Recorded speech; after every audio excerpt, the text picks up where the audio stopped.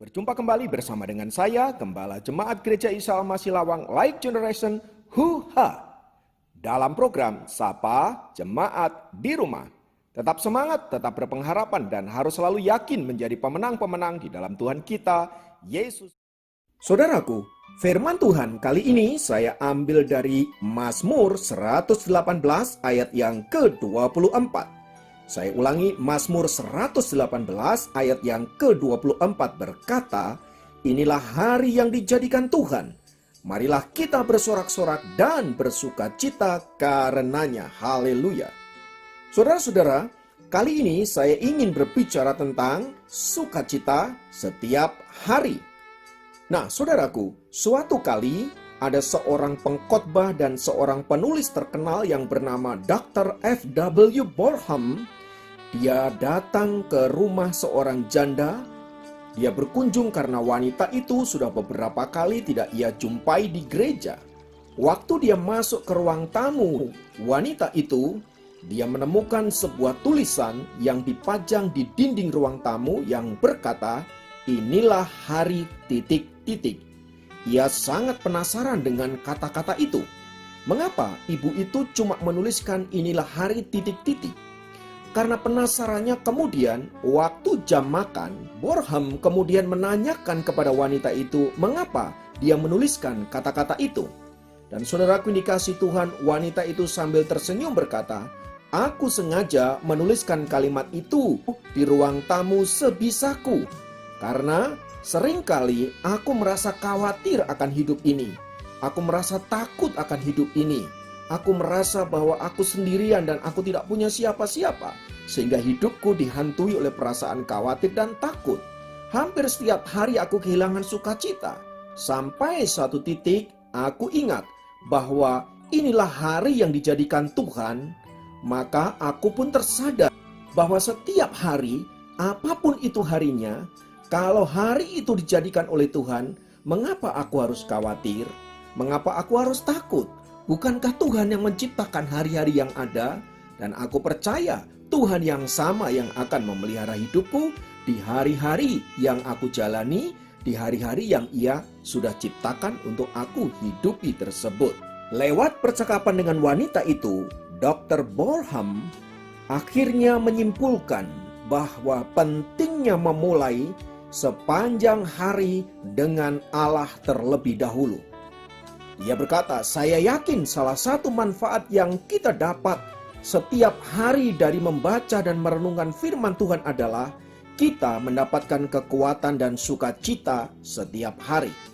Ketika kita merenungkan kebenaran firman Allah, iman kita tumbuh, iman kita muncul, dan memberi kekuatan dan keberanian sehingga kita dapat melalui sepanjang hari itu dengan satu pengharapan dan sukacita yang datang daripada Tuhan. Pepatah berkata, "Jangan bangun dari sisi tempat tidur yang keliru." Artinya, jangan mengawali harimu dengan sikap yang salah. Apa jadinya bila di pagi hari pikiran kita sudah dipenuhi dengan kemarahan, kejengkelan, kekhawatiran, dan perasaan-perasaan negatif yang lainnya? Dijamin sepanjang hari itu Anda akan melaluinya dengan beban-beban yang berat.